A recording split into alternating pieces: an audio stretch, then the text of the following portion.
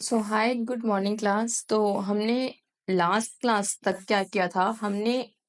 हमारा चल रहा है चैप्टर नंबर 8 जर्नल। हमने स्टार्ट किया हुआ है क्लास नंबर, आज मेरे हिसाब से आज हमारी 6th क्लास है। तो 6th क्लास है हमारी ये जर्नल की, जिसमें हमने कुछ ट्रांजैक्शन अभी तक कवर किए। एक हमने बेड डेट्स की ट्रांजैक्शन को कवर किया कि अगर बेड डेट्स होते हैं तो उसे कैसे रिकॉर्ड करना है। बैड डेट्स रिकवर्ड होते हैं तो उसे कैसे, आपको उसकी अकाउंटिंग कैसे करनी है वो कवर किया। और लास्ट क्लास में हमने कुछ बैंकिंग ट्रांजैक्शंस को समझा था। बैंकिंग ट्रांजैक्शंस कौन कौन से होते हैं और उसके कुछ हमने इलिस्ट्रेशंस किए थे। आज की क्लास में हम इसी को कंटिन्यू करेंगे। तो पॉइंट नंबर 4 डालो। आज हम स्टार्ट करेंगे नेक्स्ट अकाउंटिंग एडजस्टमेंट से, जिसका नाम है गुड्स given as charity और डोनेशन। अगर कोई बिजनेस एंटिटी क्या करती है, अपने गुड्स को क्या करती है, चैरिटेबल पर्पस को डोनेशन दे देती है। डोनेशन की जैसे मान लो फॉर एग्जांपल, मैं यहाँ एग्जांपल लेती हूँ। लेट्स सपोज ABC लिमिटेड, या मैं बोलूँ ABC लिमिटेड एक कंपनी है या एक बिजनेस एंटिटी है। इसने क्या किया, अपने शॉप से, अपने बिजनेस से कुछ गुड्स किसी चैरिटेबल ऑर्गेनाइजेशन को क्या कर दिया, डोनेट कर दिया, डोनेशन दे दिया। तो गुड्स दिया है एज डोनेशन, तो इसकी एंट्री क्या होगी? अगर मैं आपसे पूछूं इसको हम जर्नलाइज कैसे करेंगे, तो इसकी जर्नल एंट्री क्या होगी? डोनेशन दिया तो डोनेशन मेरा क्या हो गया, एक्सपेंस। तो लिखो donation account debit, debit all expenses. मैंने दिए हैं गुड्स, तो मैं यहाँ पर क्या लिख दूं, गुड्स। लेकिन क्या मैं गुड्स का अकाउंट तो मेंटेन नहीं करती। गुड्स के लिए 4 अकाउंट्स बनते हैं, मैंने आपको पिछली क्लास में बताया था। गुड्स से रिलेटेड हमारे पास 4 अकाउंट्स होते हैं। फर्स्ट वन इज परचेजेस का अकाउंट, दूसरा सेल्स का अकाउंट, तीसरा purchase return and fourth one is sales return. तो मैंने डोनेशन किया है, गुड्स दिए हैं, तो क्या मैंने सेल की है? सेल भी नहीं की, ना ही ये कोई रिटर्न है, पर ना परचेज रिटर्न है ना सेल्स रिटर्न है। यानी मैंने परचेज किए हुए गुड्स क्या कर दिए, दे दिए। तो मुझे क्या लिखना चाहिए यहाँ पर? मुझे लिखना चाहिए donation account debit to purchases. जो अकाउंट किसका है मेरा, रिलेटेड टू गुड्स। तो लिखो being goods given as charity, being goods given as charity। यहां तक क्लियर? चलो पॉइंट नंबर 5। पॉइंट नंबर 5, अगला पॉइंट क्या है? Distribution of goods, distribution of goods as samples for advertisement purpose, for advertisement purpose, और I can say for sales promotion. अपनी sales को मैंने बढ़ाने के लिए कुछ गुड्स के सैंपल्स क्या कर दिए, फ्री में बांट दिए। That is free distribution. मैंने क्या किया, कुछ गुड्स अपने फ्री लोगों को सैंपल के बेस पर डिस्ट्रीब्यूट कर दिए। तो उस केस में क्या होगा, मैंने अपनी सेल्स को प्रमोट करने के लिए ऐसा किया, या मैं बोलूं मैंने एडवर्टाइज किया है अपने बिजनेस को। तो एंट्री क्या होगी, तो एंट्री क्या होगी, एंट्री होगी एडवर्टीजमेंट। मैंने खर्चा किया तो एडवर्टीजमेंट एक्सपेंस, और I can say sales promotion, दोनों ही खर्चों के अलग अलग नाम है। अकाउंट डेबिट टू, क्या जा रहा है, गुड्स। तो अगेन गुड्स के लिए आपको हमेशा जब भी गुड्स जाए कौन सा अकाउंट यूज करना है, परचेजेस का। तो advertisement expense account debit to purchases, being goods distributed as free samples, being goods distributed as free samples। चलो पॉइंट नंबर 6 यहां तक क्लियर। पॉइंट नंबर 6 लिखो, लॉस ऑफ स्टॉक, या आई कैन से loss of goods by theft और fire. ये भी एक इवेंट है। क्या हो सकता है, आपकी शॉप में आग लग गई सपोज, या चोरी हो गई, तो मेरे गुड्स क्या हुआ, चोरी हो गए, गुड्स शॉप में मेरे नहीं है। तो उस केस में क्या होगा, अब दो बातें, क्या आपने इंश्योरेंस ले रखा था, stock insured, first case stock is insured, stock is insured. दूसरा केस, स्टॉक का इंश्योरेंस नहीं किया था, नो इंश्योरेंस। ठीक है, स्टॉक अगर इंश्योर्ड था और अगर दूसरा केस कोई इंश्योरेंस नहीं था, तो अगर कोई इंश्योरेंस नहीं था तो स्ट्रेट अवे क्या होगा, सारा का सारा मेरा लॉस। तो एंट्री क्या हो जाएगी, लॉस ऑफ स्टॉक बाय, अगर फायर है तो फायर, थेफ्ट है तो थेफ्ट, चोरी से हुआ लॉस तो चोरी से लिखो, अगर आग लगने से हुआ तो आग लगने से लिखो। तो loss of stock by theft और बाय फायर अकाउंट डेबिट, क्या चले गए, गुड्स, तो to purchases account, to purchases account,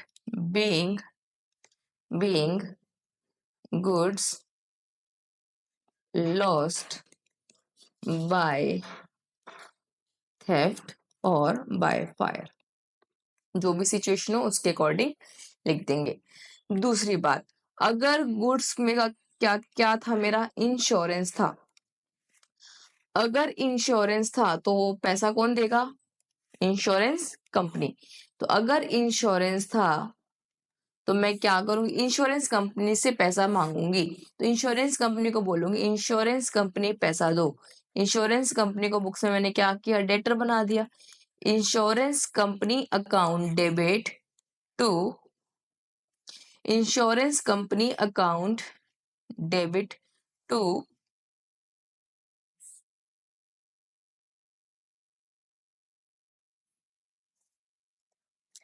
देखो, इसको अगर मैं बात करूं तो हम इसे ऐसे भी लिख सकते हैं कि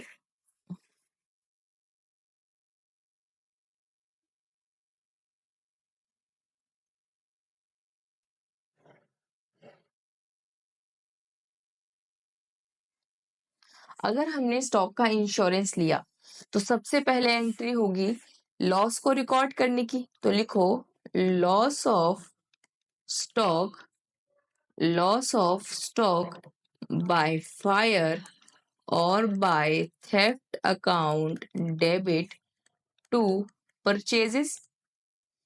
पहली एंट्री तो लॉस को रिकॉर्ड करने की, being loss recorded.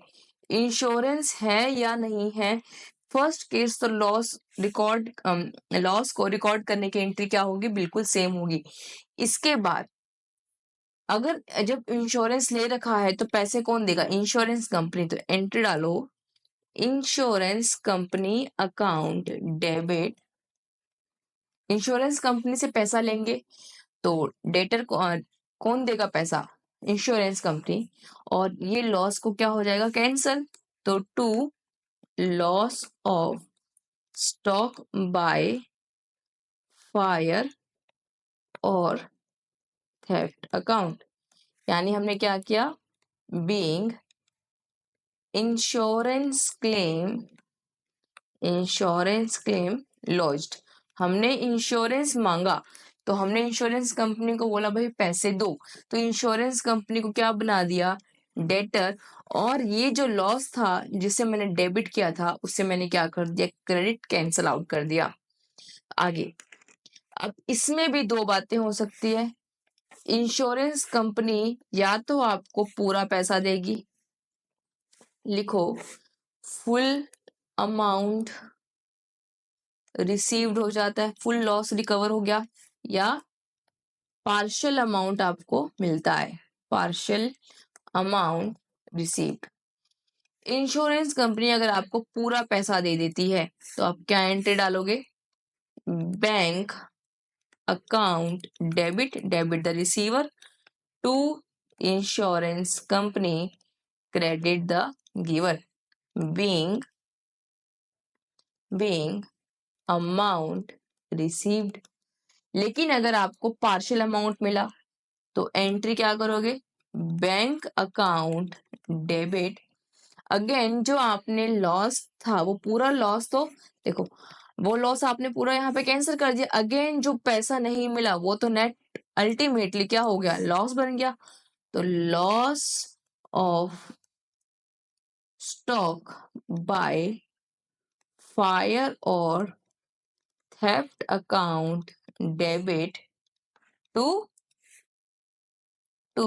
Insurance company, जितना पैसा मिल गया उतना बैंक अकाउंट में आ जाएगा, बाकी लॉस हो जाएगा, और गिवर कौन है, इंश्योरेंस कंपनी, तो बीइंग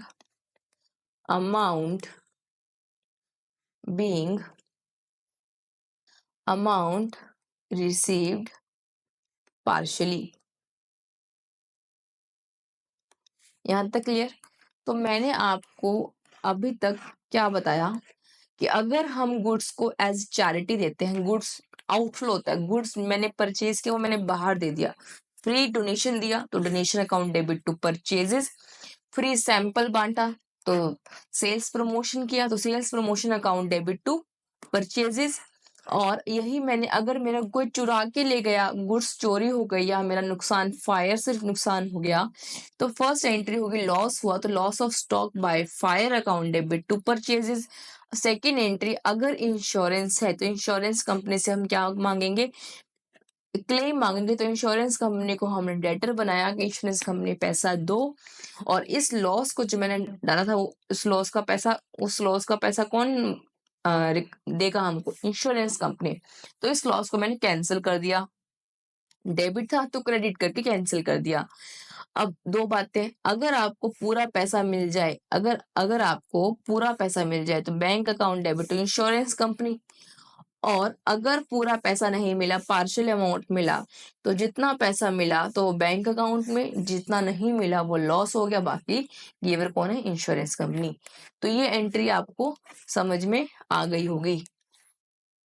चलो अब नेक्स्ट पॉइंट लिखो, point number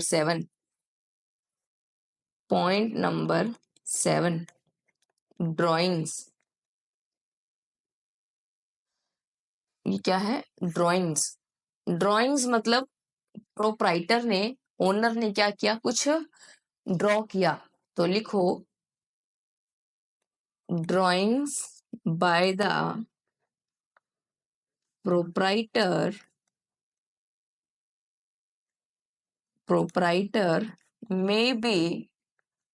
may be in cash or in kind, that is goods।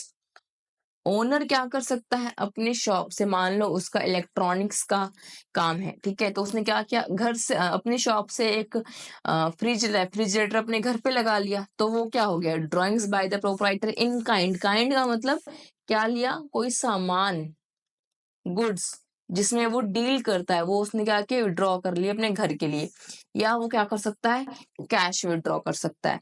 तो अगर अब इसमें भी हमें दो बातें हैं, क्या, अगर ड्राइंग्स इन कैश है तो ड्राइंग्स इन कैश की है या ड्राइंग्स कैसे करेगा वो, in kind, drawings in kind.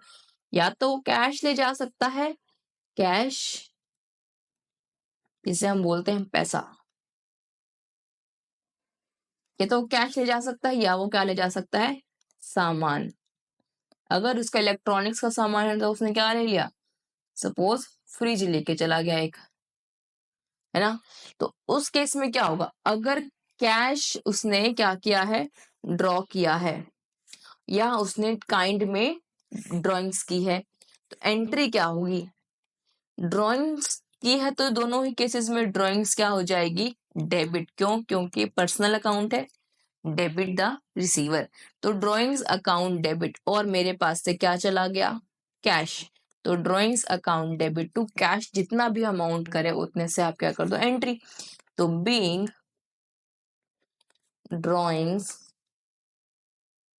Made by the owner, यहां तक समझ आ गया, being drawings made by the owner. अब यही अगर उसने इन काइंड की है तो एंट्री क्या होगी, ड्राइंग्स तो ड्राइंग्स है, तो ड्राइंग्स अकाउंट डेबिट। क्यों, क्योंकि रिसीवर तो कौन है, अल्टीमेटली ओनर। तो यहां भी ड्राइंग्स डेबिट होगी और यहां भी ड्राइंग्स डेबिट होगी। तो drawings account debit to goods गए हैं, जब सामान जाता है तो सामान के लिए कौन सा अकाउंट यूज होता है, purchases, to purchases account being drawings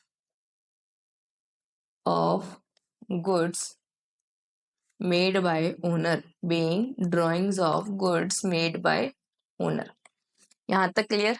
चलो यहां तक आई होप आपको सब समझ में आ रहा है, I hope you are enjoying this subject, ठीक है। चलो अब इसके बाद हम कुछ क्वेश्चंस की प्रैक्टिस करते हैं, यही आपके बुक्स के क्वेश्चंस हैं, इसको सॉल्व करते हैं।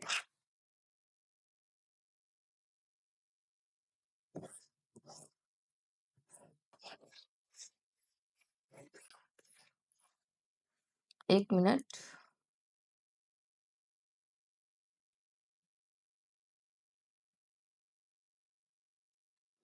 चलो ये क्वेश्चन है, क्वेश्चन क्या है, इलिस्ट्रेशन नंबर 12 है आपकी कौन सी बुक की, ये है आपकी टीएस ग्रेवाल।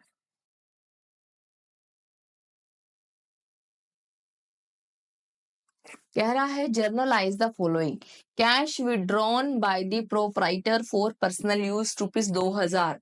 अभी मैंने आपको बताया प्रोप्राइटर है, ओनर है, पर्सनल यूज, जब भी पर्सनल यूज बोले इसका मतलब क्या किया उसने, ड्राइंग्स। और क्या विड्रॉ किया, कैश। तो एंट्री क्या हो गई, एंट्री क्या हुई, drawings account debit, debit the receiver, drawings account owner का अकाउंट है, और क्या गया मेरे पास से, cash. Drawings account debit to cash कितना, ₹2000, ठीक है। अगला, goods purchased for ₹5,000 were taken by the proprietor for personal use. Again personal use, personal use के लिए कुछ सामान लिया उसे क्या बोलते हैं, ड्राइंग्स। और इस बार उसने अपनी शॉप से 5,000 का सामान क्या किया, विड्रॉ किया, घर ले गया। सपोज ये कुछ टीवी था, तो अगर वो गुड्स ले गया, यानी ड्राइंग्स कैसे किया उसने, ड्राइंग्स इन काइंड। तो एंट्री क्या होगी, एंट्री क्या होगी, drawings account debit, drawings account debit to purchases. Goods के लिए कौन सा अकाउंट यूज होता है, जब भी गुड्स जाएंगे बाहर तो अकाउंट जो यूज होगा वो होगा परचेजेस का, कितना, ₹5,000। ठीक है, नरेशन नहीं लिखा, आई होप आपको समझ आ गया होगा। इसका नरेशन क्या होगा, being cash withdrawn by the proprietor, इसका being goods withdrawn by the proprietor. चलो आगे, ₹200 due from Hari are bad debts. Hari से 200 रुपए लेने थे, ड्यू थे, लेने थे, मैंने आपको बताया था ड्यू मतलब लेने थे, वो क्या हो गए, बैड हो गए, वो पैसे अब नहीं मिलेंगे। तो जब नहीं मिलेंगे तो खत्म करो ना इसको बुक्स में। तो एक्सपेंस है तो एक्सपेंस हो गया, लॉस हो गया तो bad debts is a loss, तो debit all expenses, bad debts और क्रेडिट द गिवर। गिवर कौन था? हरी देने वाला था, पर हरी अब नहीं दे पाएगा क्योंकि उसके पास नहीं है, तो मैंने उसके पैसे को क्या कर दिया? बैड डेट डिक्लेयर कर दिया। चलो आगे, अगला, goods uninsured of ₹3,000 purchase cost were destroyed by fire. मैंने 3,000 में जो सामान खरीदा था, जिसकी मेरी परचेज थी, मेरे शॉप पे, मेरे दुकान में जो सामान होगा वो तो परचेज कॉस्ट पे ही होगा ना। तो मैंने 3,000 की परचेज की हुई थी, वो गुड्स क्या थे? उनका कोई भी इंश्योरेंस नहीं था, वो आग से डिस्ट्रॉय हो गए। तो एंट्री बहुत सिंपल, क्या होगा? लॉस हो गया, इंश्योरेंस था नहीं तो सारा का सारा लॉस, तो loss of stock by, loss of stock by fire account debit, कितना? 3,000, सारा का सारा लॉस है और क्या चला गया? गुड्स, तो गुड्स के लिए कौन सा अकाउंट आता है हमारे पास? परचेजेस, तो loss of stock by fire account debit to purchases. चलो ये पॉइंट भी हो गया।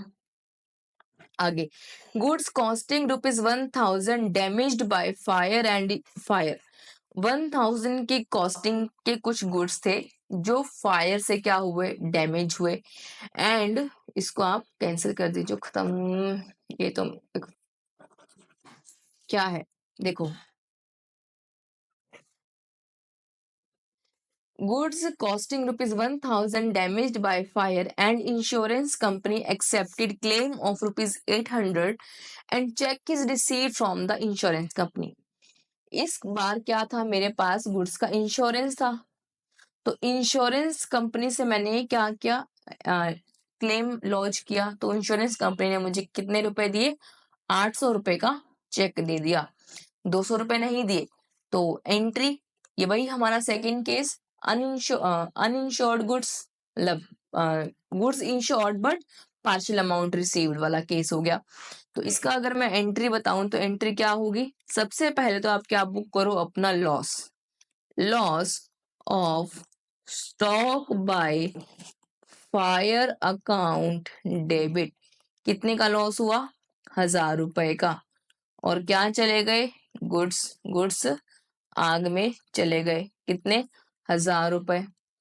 उसके बाद मैंने किससे पैसे मांगे? इंश्योरेंस कंपनी से, तो इंश्योरेंस कंपनी को मैंने कहा पैसे दो, insurance company account debit, insurance company से पैसे मांगे मैंने, कितने? 1,000 रुपए। और इस लॉस को मैंने खत्म कर दिया कि चलो मुझे पैसे मिल जाएंगे। To loss of stock by fire 1,000, जो ये डेबिट किया था लॉस, इसको मैंने क्या कर दिया? क्रेडिट करके कैंसिल कर दिया, और इंश्योरेंस कंपनी से मैंने पैसे मांगे, लेकिन इंश्योरेंस कंपनी ने दिए कितने? 800 रुपए। तो बैंक अकाउंट कितने? 800 रुपए। गिवर कौन है? Insurance company. कितने से डेबिट किया था? 1,000 रुपए से। जो 200 रुपए नहीं मिले वो क्या हो गया? लॉस। तो loss of stock by fire कितना हो गया? 200 रुपए। यहां तक क्लियर? चलो अगला, ये हो गया 5th point. Goods costing ₹500 given as charity, जिसको मैं 600 रुपए में बेचती हूँ। मैंने क्या किया? 500 रुपए के कॉस्टिंग के गुड्स मेरे शॉप पे थे, मैंने 500 रुपए की कोई चीज थी वो मैंने चैरिटी में दे दी। सेल्स प्राइस मेरे लिए क्या है? इररेलेवेंट। हाँ, अगर मेरे पास कॉस्ट प्राइस नहीं होती और यहाँ पे इनका जीपी रेशियो दिया होता तो मैं क्या करती? सेल्स माइनस जीपी रेशियो करके अपना गुड्स के कॉस्ट प्राइस निकाल लेती, बट यहाँ पर मुझे सेल्स कॉस्ट प्राइस दिया है, तो सेल्स प्राइस मेरे लिए क्या हो गई? इररेलेवेंट। मेरे पास जो गुड्स रखे थे वो 500 रुपए के थे, वो क्या कर दिया? मैंने चैरिटी में दे दिए, डोनेशन दे दिया। तो एंट्री क्या हो गई इसकी? डोनेशन दिया।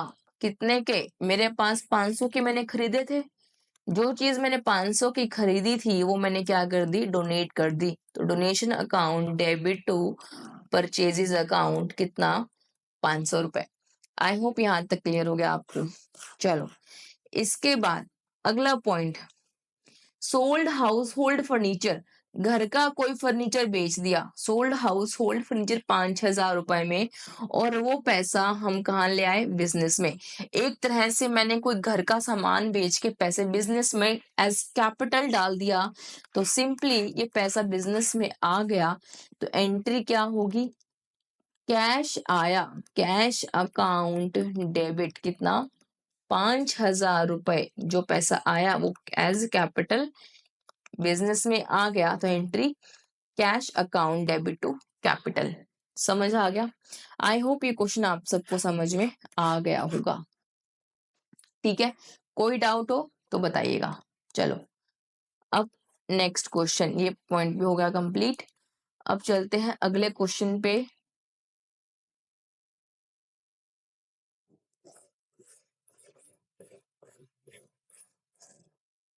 एक मिनट,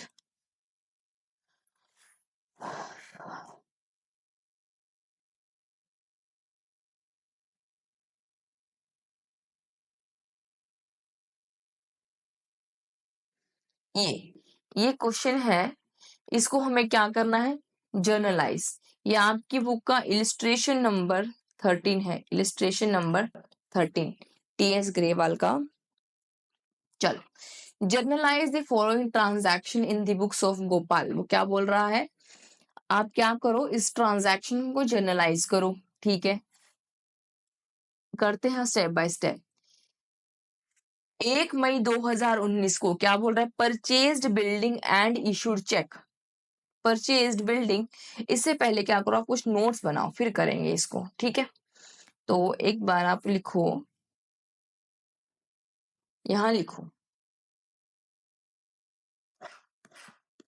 पहले इसके बारे में समझो फिर क्वेश्चन करेंगे।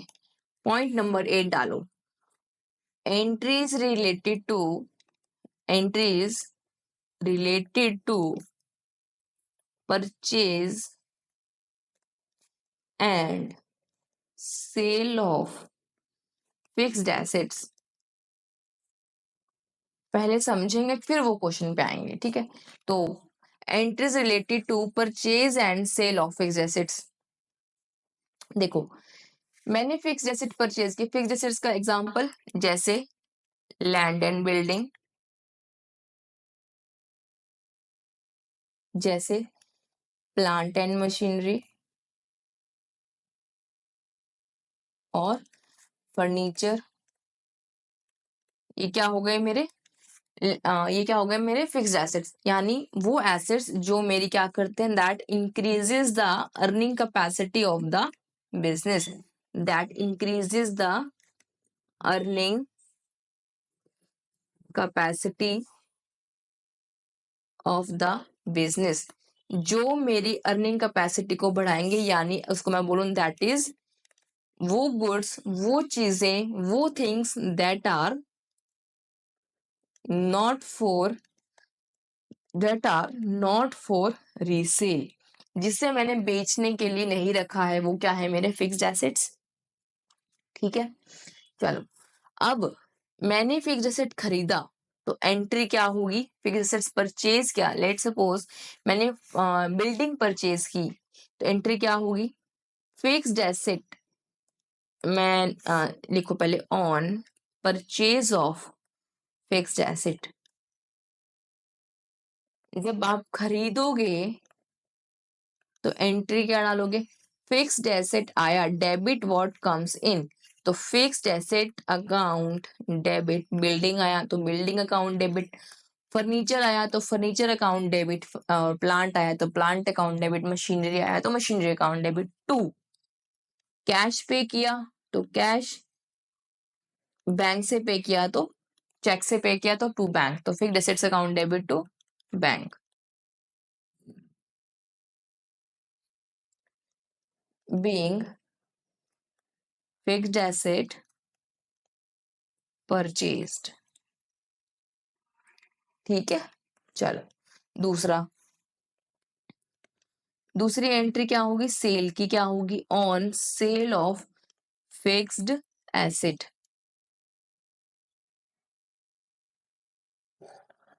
देखो, सेल करेंगे तो भाई अगर कैश में बेचा तो कैश अकाउंट डेबिट, चेक से आया तो बैंक अकाउंट डेबिट, और अगर मैंने उधार बेचा तो डेटर अकाउंट, डेटर यानी वो परचेजर अकाउंट डेबिट, पार्टी का नाम लिख दूं जिसको बेचा, vendor, vendor account debit to fixed asset debit credit what goes out. ठीक है, यहां तक क्लियर। अगर बेचने से प्रॉफिट हुआ तो इनकम, तो टू गेन ऑन, उसे हम बोलते हैं gain, to gain on sale of fixed asset, ये कब आएगा, इफ प्रॉफिट होता है आपको बेचने से तो credit all incomes and gains. अगर लॉस होता है तो लिखो loss on sale of fixed asset, loss on sale of fixed asset account debit. ये आपके क्या हो जाएंगे, बैलेंसिंग फिगर, या तो ये आएगा प्रॉफिट आएगा या लॉस आएगा। क्लियर, यहां तक क्लियर हो गया आपको। चलो, परचेज करेंगे तो डेबिट व्हाट कम्स इन, तो ये मेरा फिक्स्ड एसेट्स आएगा, कैश जाएगा तो क्रेडिट व्हाट गोज आउट। दूसरा, जब सेल करेंगे तो कैश आएगा या बैंक से पैसा आएगा या रिसीवर से पैसा, डेबिट द रिसीवर। अगर उधार बेचेंगे तो उसको डेटर बना देंगे, है ना। और credit what goes out, fixed asset गया तो आउट। प्रॉफिट हुआ, प्रॉफिट हुआ तो credit all incomes and gains, loss हुआ तो debit all, debit all expenses and losses. ठीक है, चलो आगे, पॉइंट नंबर 9। पॉइंट नंबर 9 क्या है, expenditure on, expenditure on installation of machinery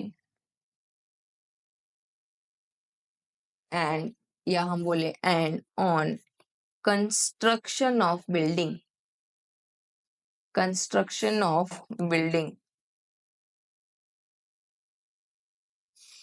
मैंने क्या किया, सपोज करो मैं किसी फैक्ट्री में गई, ठीक है, ये क्या है फैक्ट्री,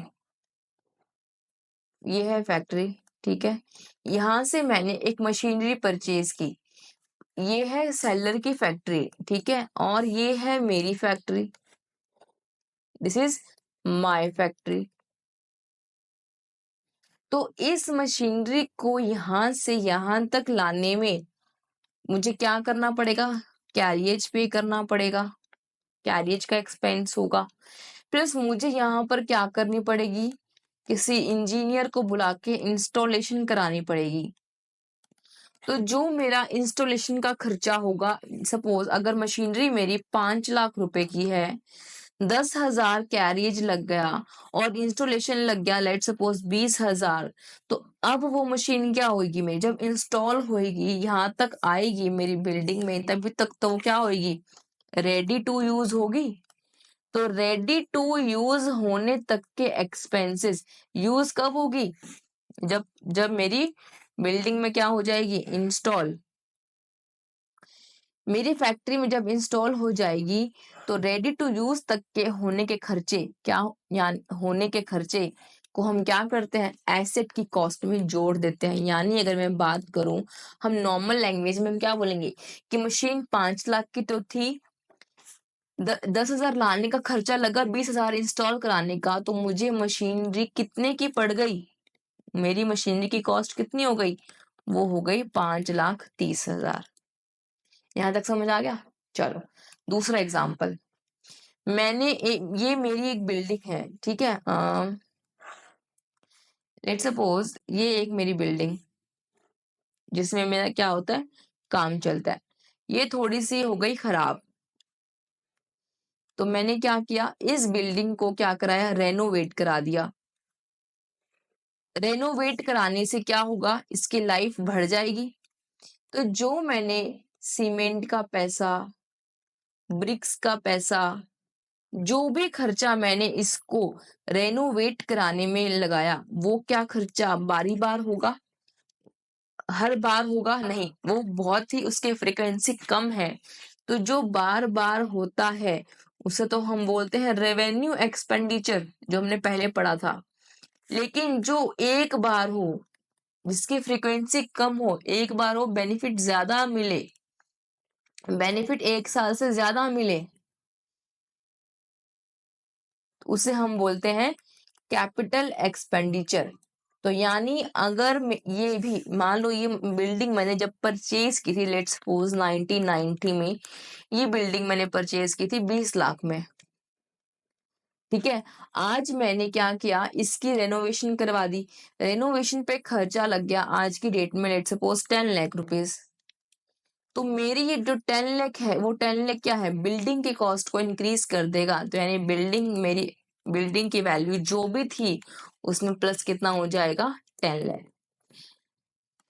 यहाँ तक आपको समझ आया? तो यानी मैं आपसे क्या बोल रही हूँ कि जब भी आप क्या करेंगे, कोई भी ऐसा खर्चा करेंगे जिससे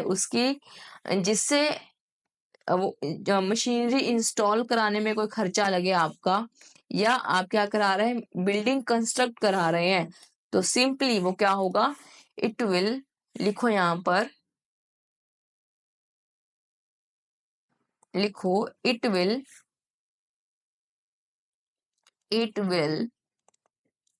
increase the cost of such asset। उस करस्पेक्टिव एसेट की क्या होगी, कॉस्ट बढ़ जाएगी, ठीक है। चलो, अभी मैंने आपको जो बताया, आई होप आपको समझ आ गया। अब हम क्वेश्चन से प्रैक्टिस करते हैं। क्वेश्चन था मेरा ये वाला, ये क्वेश्चन है, ठीक है। क्वेश्चन क्या है अब समझ आएगा आपको। कह रहा है generalized the following transactions in the books of Gopal 2019। कह रहा है कि 1 मई को मैंने क्या किया, बिल्डिंग परचेज की और चेक इशू कर दिया, ठीक है। तो बनाओ जर्नल एंट्री। क्या ये जर्नल एंट्री होगी, 1 मई 2019 बिल्डिंग परचेज की, तो debit what comes in, building account debit, building account debit कितने में, 15 लाख रुपए में, बिल्डिंग अकाउंट डेबिट। और चेक दे दिया, चेक दिया है, तो पेमेंट कौन करेगा, बैंक, तो credit the giver to bank 15 lakh. तो लिखो नरेशन, बीइंग बिल्डिंग परचेस्ड। यहां तक क्लियर? चलो, ये पॉइंट हो गया। उसके बाद purchased machinery from Ramson Chandigarh on credit. कोई पर्सन है रैमसन चंडीगढ़ का, उससे हमने क्या किया है, क्रेडिट पे परचेज किया है। तो क्रेडिट पे परचेज किया है, लिखो मशीनरी 10 मई 2019 मशीनरी परचेज की, तो machinery account debit, credit the giver, कौन है गिवर, रैमसन चंडीगढ़, टू रैमसन चंडीगढ़, जिसको मुझे कितने पैसे देने हैं, 2 लाख रुपए। Debit what comes in and credit the giver. चलो आगे, boat furniture from Hind traders Delhi for cash. मैंने कैश में कुछ फर्नीचर खरीदा, तो एंट्री क्या होगी, 15 मई को एंट्री,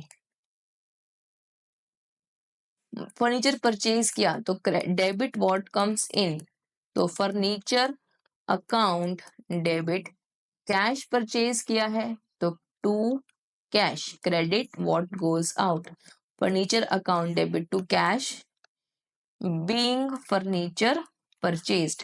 और वैसे इसकी क्या हो जाएगी, इस एंट्री की, बीइंग मशीनरी परचेज्ड, यहाँ लिखा नहीं मैंने, being machinery purchased on credit, being furniture purchased in cash, ठीक है। तो ये पॉइंट भी हो गया। आगे, bought computers from HP limited, क्या कह रहे हैं, bought computers from HP limited Noida and amount paid by internet transfer, यानी नेट बैंकिंग, यानी बैंक से मैंने कंप्यूटर परचेज किया है, और क्या किया मैंने, 50,000 रुपए उसको बैंक से पे कर दिया। तो लिखो 20 मई को एंट्री क्या हो गई आपकी, 20th मई को कंप्यूटर परचेज किया तो आपका फिक्स्ड एसेट हो गया। कंप्यूटर्स अकाउंट डेबिट और बैंक से पेमेंट कर दिया, कितना? 50,000 रुपए। Computers account debit to bank being computers purchased. यहां तक समझ आया? चलो आगे। इसके बाद अगला point, paid in cash for installation of machinery 2500। जो मशीनरी खरीदी थी उसको इंस्टॉल भी तो कराएंगे, तो जब तक वो खर्चा मशीन रेडी टू यूज ना हो जाए तब तक सारा वो खर्चा मेरा लॉस नहीं, वो मेरा एक्सपेंस नहीं है, वो मेरा एसेट ही है। यानी आप समझो, अगर मैं क्या कहना चाह रही हूँ, अगर मैं ये इंस्टॉलेशन खर्चा मान लूं, देखो मेरे पास दो वेज है, या तो मैं बोलूं इंस्टॉलेशन एक्सपेंस हो गया मेरा टू कैश, ये भी तो एंट्री हो सकती है ना? लेकिन मुझे इसको एक्सपेंस नहीं मानना, ये एंट्री गलत है। क्यों? क्योंकि मैं मशीन को रेडी टू यूज बना रही हूं, इसलिए जब तक वो खर्चा सीधा का सीधा किसमें किसका पार्ट माना जाएगा? मशीनरी का। आप ये मान लो कि आपने मशीनरी ही 2,500 की और बाय की है, तो एंट्री हो जाएगी machinery account debit to cash, कितना? 2,500 रुपए। तो वो एंट्री यहाँ हो गई आपकी। ठीक है, समझ आया? इंस्टॉलेशन का मतलब रेडी टू यूज हो, जब तक रेडी टू यूज का खर्चा होगा वो आपका एसेट का पार्ट बनेगा। चलो 25th पॉइंट, 25th मई को क्या बोल रहा है? Bricks cement etcetera for 1,50,000। क्या किया है मैंने? Bricks cement etcetera for 150 and timber for 2 lakh purchased for the renovation of building. मैंने बिल्डिंग रेनोवेट कराई, उसके लिए 1.5 लाख का तो मेरा ब्रिक्स और सीमेंट लग गया, और 2 लाख की टिम्बर परचेज की मैंने, और पेमेंट कैसे कर दी? चेक से। तो ये खर्चा नहीं है, ये खर्चा मेरा एसेट, इसका मतलब मैंने एसेट बनाया है। एक्सपेंस तो किया, लेकिन वो एक्सपेंस मेरा कैपिटल एक्सपेंडिचर है। तो 25 मई को अगर मैं एंटर डालूं, यहाँ तो वो वाली एंट्री आ जाएगी आपकी मशीनरी परचेज, मशीनरी की इंस्टॉलेशन की। यहाँ एक बार लिख देती हूँ, मशीनरी 21 मई में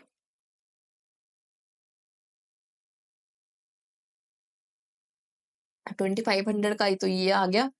और अब जो आपका 25 मई को आपने किया है ब्रिक सीमेंट, वो आपने बिल्डिंग बनाई है, तो बिल्डिंग आपकी बन गई, एसेट बन गया, तो building account debit to bank, कितना? 3.5 लाख रुपए। 3,50,000 बीइंग बिल्डिंग रेनोवेटेड। ठीक है, समझ आ गया आपको? तो आई होप आपको अब तक सब समझ आ रहा है। नहीं आए, कहीं भी कोई दिक्कत हो तो कमेंट सेक्शन में मेंशन कीजिएगा, आपकी क्वेरी का रिप्लाई जरूर देंगे। और कहीं भी इसको आपको क्या करना है, ढंग से समझना। ये चैप्टर, ये जो क्लास है आपकी, बहुत ही बेस है आपके पूरे कॉमर्स, आपके फ्यूचर का। तो कहीं भी कोई दिक्कत हो तो please again I am speaking, comment section में मेंशन कीजिएगा। चलो आज के लिए इतना ही, आगे बढ़ेंगे नेक्स्ट क्लास से। तब तक के लिए बाय, थैंक यू।